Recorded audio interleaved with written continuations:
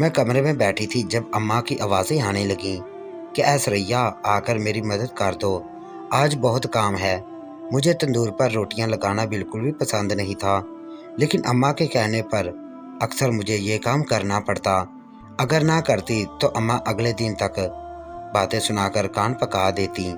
अब्बा की वफ़ात के बाद अम्मा ने घर को चलाने के लिए वही काम करना शुरू कर दिया जो उसे आता था, यानी कि तंदूर पर रोटियां लगाना।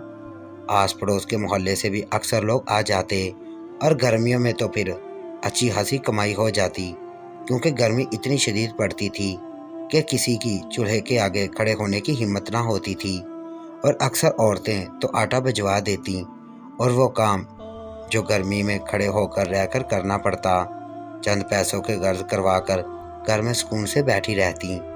अम्मा जितनी खुशी से ये काम करती, मैं उतना ही उससे दूर हो जाती। ख़ास तौर पर गर्मी में, चाहे गुर्बत कितनी भी रही हो, मैंने अपने रंग रूप का हमेशा ख्याल रखा और उस पर कभी समझौता ना किया। मैं हर वक्त मुख्तलिफ टोटके इस्तेमाल करती रहती, कभी अखबार से पढ़कर और कभी आस पड़ोस की बाजियों से मशवरा लेकर। मुझे लगता था जैसे हसीन होना ही सब कुछ होता है, लेकिन मैं गलत थी।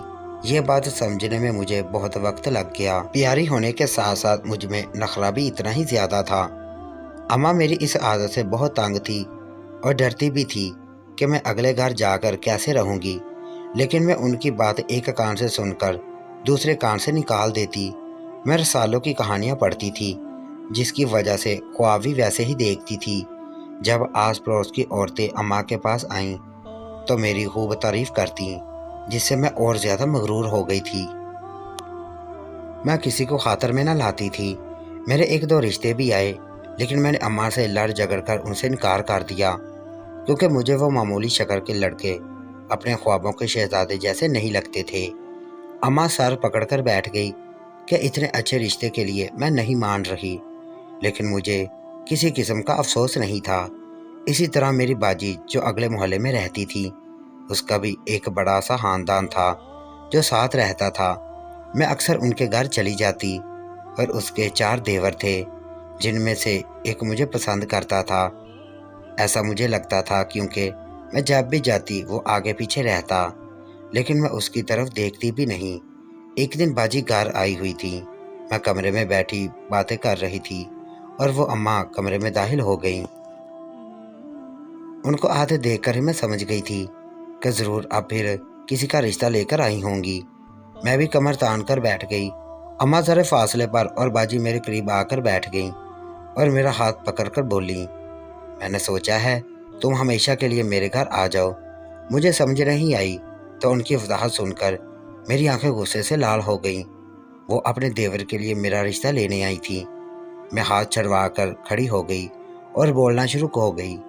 अम्मा को इसी बात का डर था।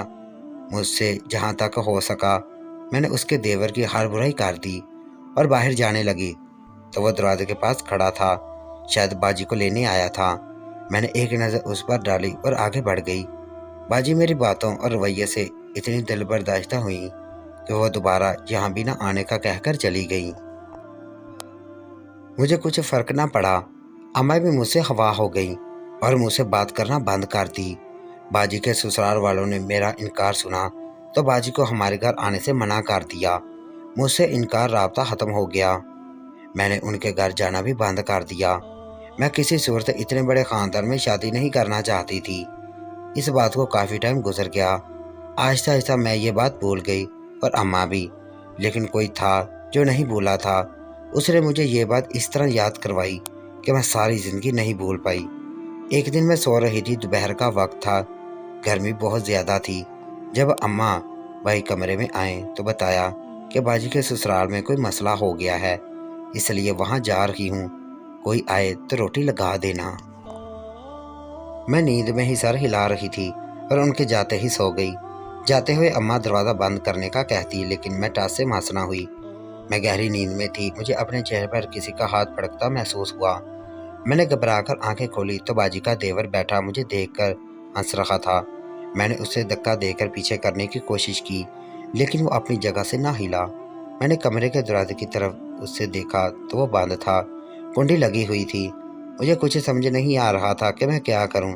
اس سے پہلے کہ مجھے کچھ سوچتی، باجی کے دیور نے مجھے کہا، اب کوئی چارہ نہیں، اس دن والی بے عزتی کا بدلہ آج چکانا ہوگا، آج حساب برابر ہوگا۔ تو یہ کہتی تھی نا کہ مجھ سے شادی نہیں کروں گی، آج میں تمہیں کسی سے شادی کرنے کے قابل نہیں چھوڑوں گا۔